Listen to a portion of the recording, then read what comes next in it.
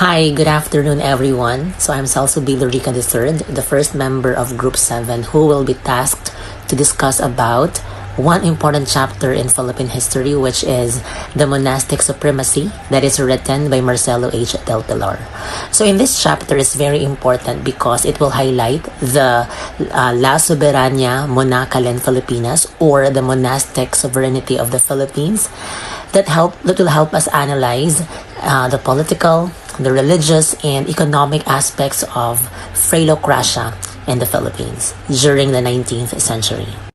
But before going further on the topic, let's define first what Freilocracia. Freilocracia means the authority that belongs to the friars, or a government controlled by the friars. Now, going back to the monastic supremacy of the Philippines, or the La Soberania Monacalen Filipinas, that's written by Marcelo H. Del Pilar. It was actually published in Barcelona, Spain in the year 1889, and it was reprinted in Manila in the year 1898. Now, its translation in Spain was frailed by Spanish liberals in former Spanish administrators in the Philippines. That includes the former Governor General Emilio Terrero and Benigno Quiroga, the former Director General of the Civil Administration in the Philippines, and such scholars that includes Miguel Moraita and Ferdinand Blumentritt. Jose Rizal, the most cultured of the reformist group, called Del Pilar's work as one that had no chaff. It is all grain. And of course, the following translation was made by Dr. Encarnacion Arizona in 1957. The political aspects. So what is political aspects? Political aspects is the set of activities that are associated with making decisions in groups or other forms of our relations among individuals, such as distribution of resources or status. The interference of the friars in the government of the Philippines before is so ingrained in the fact that they firmly fix or establish something that difficult to change.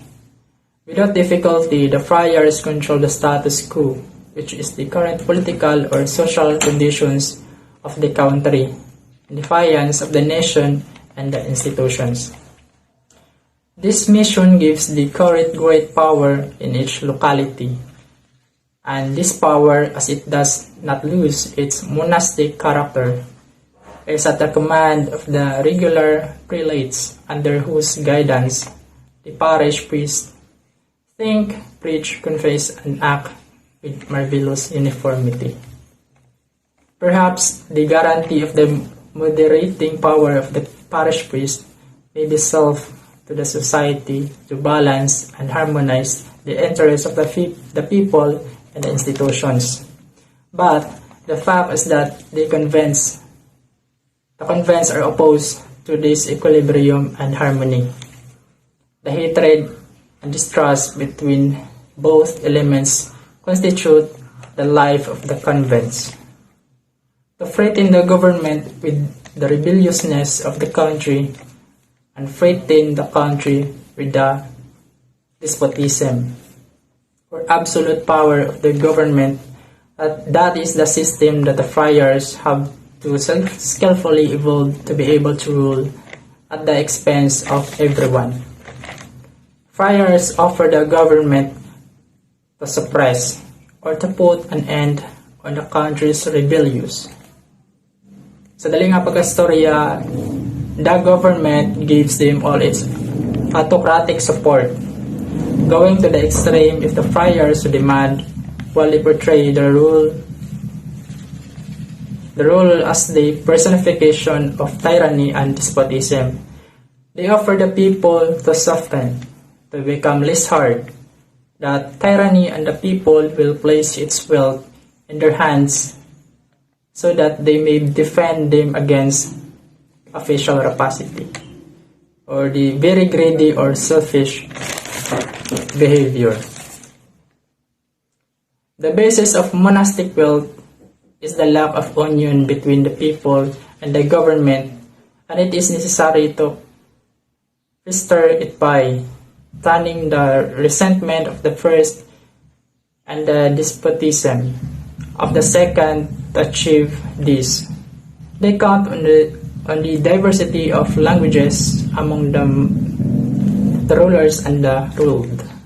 In the Philippines, however, religious amortization is very conspicuous, ignorance and fanaticism, encouraged by the monastic institution and ignoring the claims of blood relation as if they were contrary to divine law, have been responsible for centuries to the immense number of disinherited families. Today, the convent are the millionaires of the country. Their large funds cannot be alienated. Their lands are cultivated without the stimulus of the owners and with discouragement on the part of the tilters. They are leased and the rent increases from time to time and in proportion to the improvements introduced on the land. In the year 1887, the provincial government of Laguna tried to get information about the increase in the income of the lands in Calamba belonging to friars. It found out that the annual income of the 5,000 pesos has been sixtified, or 6 times as great or as many, amounting to more than 30,000 pesos. Filipinos pay direct taxes consisting of the personal cedula, urban tax, industrial subsidy, and additional municipal tax, provincial tax, and personal loan. And besides this indirect, one of the markets, vehicles, horses, stamps and surges, slaughter of cattle, river trolls, and tears. The papal decree of 2 May 2, 1867 aimed to relieve the Filipino Catholic of this burden by reducing the number of feast days and ordering that each diocese have only one person saint to be named by the Holy See. And in fact, this was done, but it's evident that the will of the Pope is ineffective and important so far as the regular curates in the Philippines archipelago. Philippines archipelago are concerned, each parish church has a solitary person of town besides the patron saint of one or more contrantis and patron saints of the secondary importance venerated in some churches according to the current devotion. Their perspective seems they were celebrated with pomps at the expense of the people. During the celebrations, the town people have to keep open house, entertaining lavishly. Aside from these numerous and costly festivals, in every district where 50 families dwell, a chapel is erected at a cost at least 1,000 pesos. There are some costing 5, 10, and 13,000 pesos. The jewels of the stole and the foot of the altar are a legitimate source of revenue. The priesthood of Marcelo H. Del Pilars, which is political, religious, and economic during late 19th century. I will introduce you to government of Spain in the Philippines. So now let's talk about the Marcelo in his analysis. Its religious aspects. So now there is a big difference between religious before and now, because in 19th century there are many laws. You have to follow their policies. And now it's up to you to follow their policies because the people now have free to choose. And as the important things, this is the only one to praise and worship in the Father in the above. So in the performance of their duties, the municipal officials depend on the parish priests to report the conduct of citizen. The testimony of 100 members of the Principalia is not enough. So municipal officials do their duties and have trust the parish priests and curates. They conduct their reports, whether they are cattle living in their town, or whether there are more people or less people in their town. Then the Principalia is not enough because of the parish priests and curates, and they lead everyone. So the essential requirements in the curate's approval, the signatures is the curate is necessary to the census of residents in a municipality. So to the conscriptions of eligible young men to formalize accounts and other officials documents to everything, and for everything the curate is an essential requisite. So example, I have requirements here to serve everyone. Then this requirements is he cannot survey if the parish and curates to signatures and approve the requirements, and you need to go on through them until you proceed the next way you do. So on the other hand, there exists the ruling prescribing the condition under which the curate should grant or withhold his approval. So the curate's approve it's according to his will or the order of his prelates. And also the supreme orders they carried out if the curate so pleases. Now if the superior authority, the prelate of his convent, and this one obtains decimal of the public officials.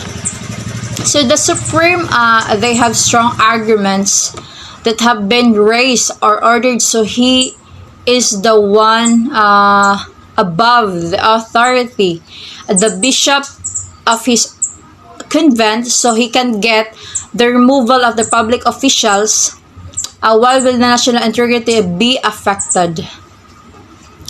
And also the guarantee of national integrity is not the church, nor can it be in the friars.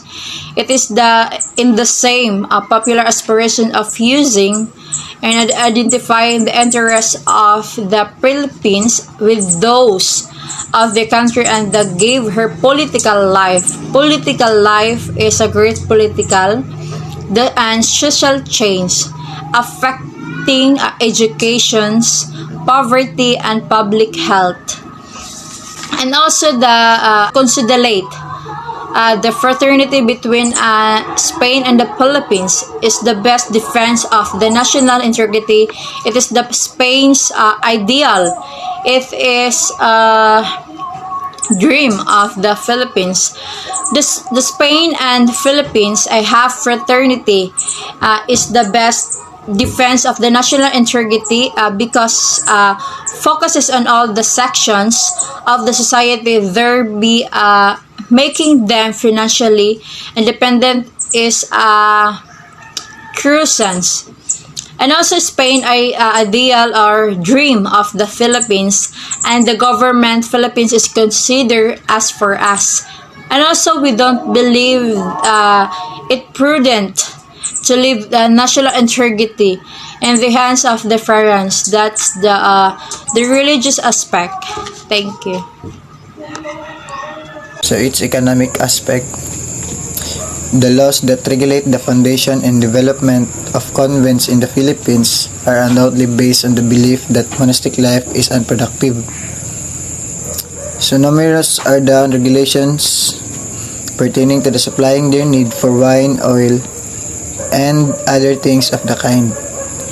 But the abundance found in the convents makes laughable the pity of the government. The Philippine government lacks resources to undertake public works.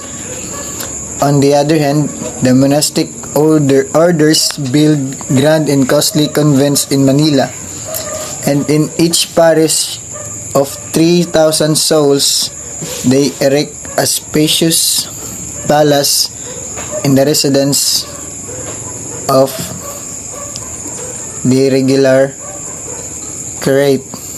Government established primary schools in each town. The government houses are made of light materials like those destined for the tribunal, which hardly approximate the stable of the procurators. So kung pagsabot ani sir is ang economic aspect dati is ga-rely lang sila sa mga pagtuo sa mga parish, yun ang mga pari gani sir. Kay kasagaran nagdala sa government dati is ang nagdala jud sa government dati kay ang ang mga churches. So ang mga sa church is mga pari, mga priest tawag pa na dati. So government finds 1,000 obstacle in collecting taxes from the tax-paying public, but the monastic order empty without the difficulty the purse of the same public in return for heavenly promises. The amortization of lands is fatal to agriculture everywhere. Experience and economics have shown the needs for laws and dissental. In the countries where such wise measures have been adopted, capital was immediately channeled. Sale of religious objects that rises in the price by reason of priestly blessing constitutes a true and indisputable simony, and notwithstanding one of the principal sources of income of the monastic order is the trade in religious objects. So sa amortization of lands, sir, kay siya ka na wala kay siya kay kasagaran sa land kay di mo siya mag-depreciate kay mo increase man niyang value over a period of time. So may tabo dati yata sa pagsabot, sir, kay mura siya og imbis nga mag-amortize ang land, siya mag-swap lang siya sa mga religious objects. What is true of belt is also true of sculptures of the Recollect Fathers, of the rosaries of the Dominican Fathers, of the cords of the Franciscan Fathers, and of various others too many to enumerate. That's it, sir. That's all, sir. Thank you.